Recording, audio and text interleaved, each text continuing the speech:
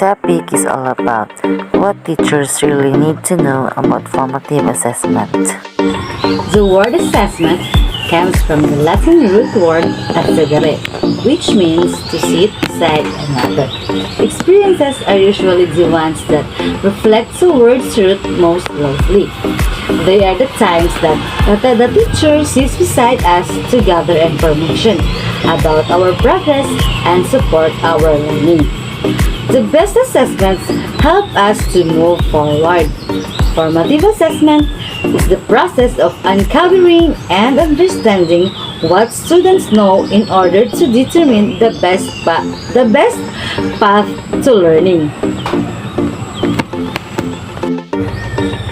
Formative assessment encompasses a variety of strategies for revealing students' understanding, allowing teachers to pinpoint and address any impediments to a student's progress.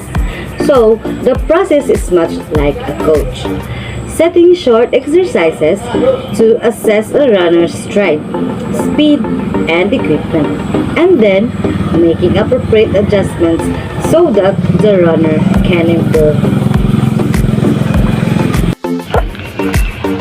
Achievement needs to be viewed not as a test based on number, but as measurable growth over time. In this context, achievement means that students are working to improve their knowledge and skills. Different students will undertake this in different ways, perhaps some taking smaller steps than others. But progress is being made nonetheless. To go back to our race analogy, runners evaluate their achievement not only by where they place in the final standings, but also how much their individual performance has improved. Formative assessment allows both teachers and students to measure learning by inches, ounces, and degrees. The results can inform teacher and student decisions about what to do next on an hour-to-hour, day-to-day, or month-to-month basis. Teachers use formative data to decide how much and what kind of learning, support, and practice as a student needs to reach the goal. When formative assessment is employed before, during, and after instruction, both teachers and students have a measure of progress. A classroom view. Meet Ernesto and May, students in the same 9th grade pre-algebra class.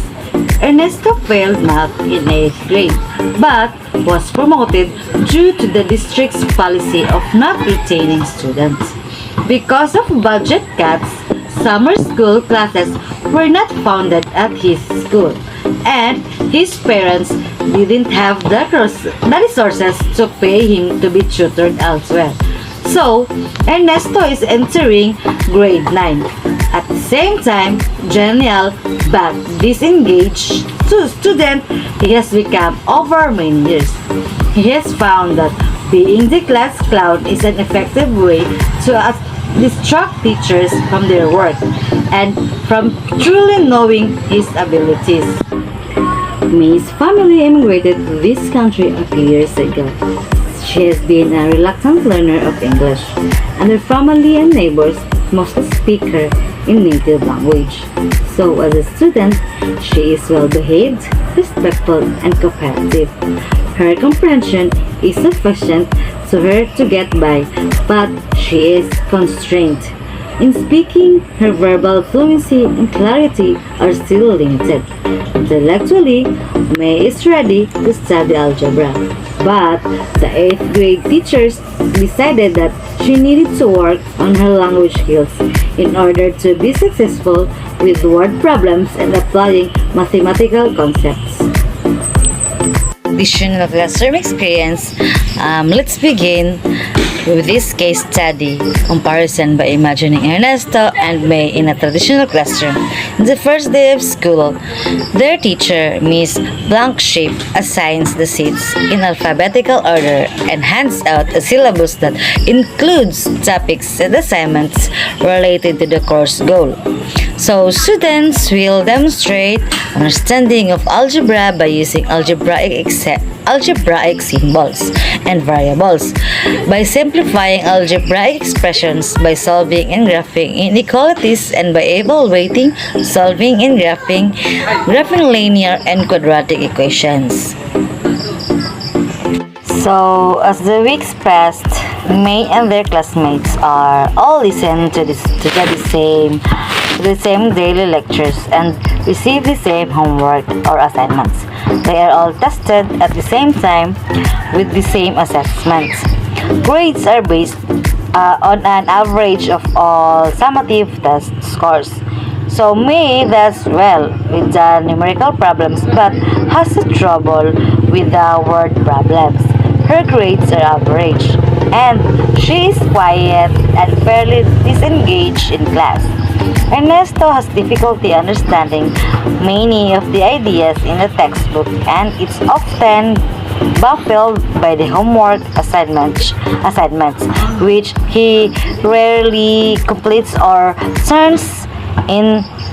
He begins bringing in chewed up pieces of paper into class, joking that his hamster ate his homework by mid-year. By mid-year, Miss Blackship has a sense that May will be passing the class but Ernesto will not. Mr. Major also distributes a syllabus in the first day of class that clearly states that the pre-algebra course objective. Students will demonstrate understanding of algebra by using algebraic symbols and variables, and by simplifying algebraic expressions, by solving and graphing inequalities, and by evaluating, solving and graphing linear and quadratic equations. Because Mr. Major wants to be sure that his students can relate to the lofty goal articulated in the syllabus, he attaches a handout with additional big ideas about math, such as how it is used in schools and in the workplace and in daily life. It can show relationships between things. Mr. Major explains, we can analyze numerical data to get decisions, and we perform operations on numbers every day in the form of measurement, shapes, and graphs. Post each of these purposes in large sheets of paper, distributes stacks of sticky notes, and assesses students to record some of the ways in which they use math in their daily life and attach these notes of an applicable purpose, and May thinks of how her family struggles to make ends meet and their current calculations to figure it out if they can afford to buy a car to improve their employment opportunities. On sticky notes, she writes the make budget and save for a car. Ernesto tries to think of careers that don't require math but quickly realizes that sales and service professions he was thinking of use math skills.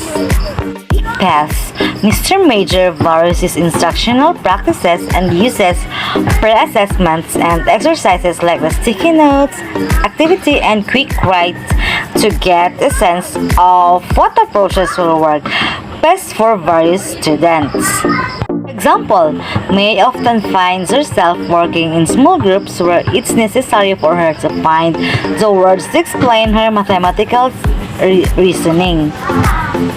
May realizes that when she has classmates who can clarify that what the word problems mean, she is able to identify the mathematical operations necessary to come up with a solution. The idea of working with others was intimidating, but over time, May overcomes her shyness. Working with and talking with others gets less intimidating. Going, Ernesto relishes the opportunity to work with others. some other students who are struggling with the same concept that he is, and they all get directed instruction from Mr. Major. The advantage of formative assessments. Jennifer King Rice 2003 asserts that teacher quality matters. It is the most important school-related factor influencing student achievement.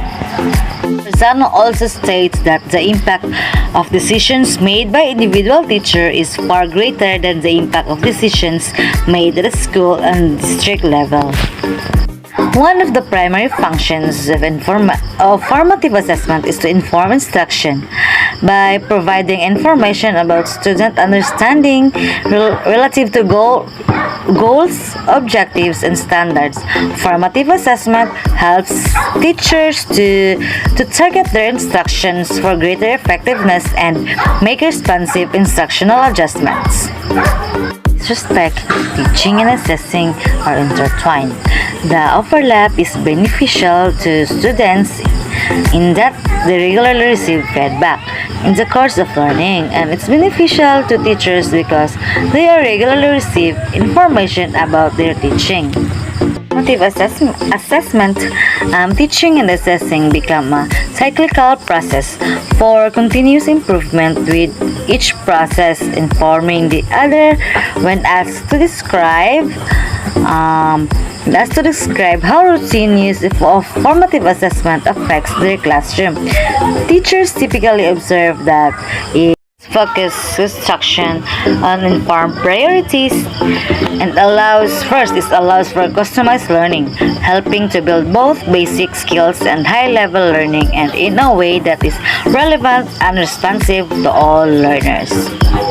Encourages teachers and students to work together toward achievement, increases student engagement and motivation, ensures grades accurately reflect students' progress towards standards, and increases coherence between curriculum, instruction, and assessment.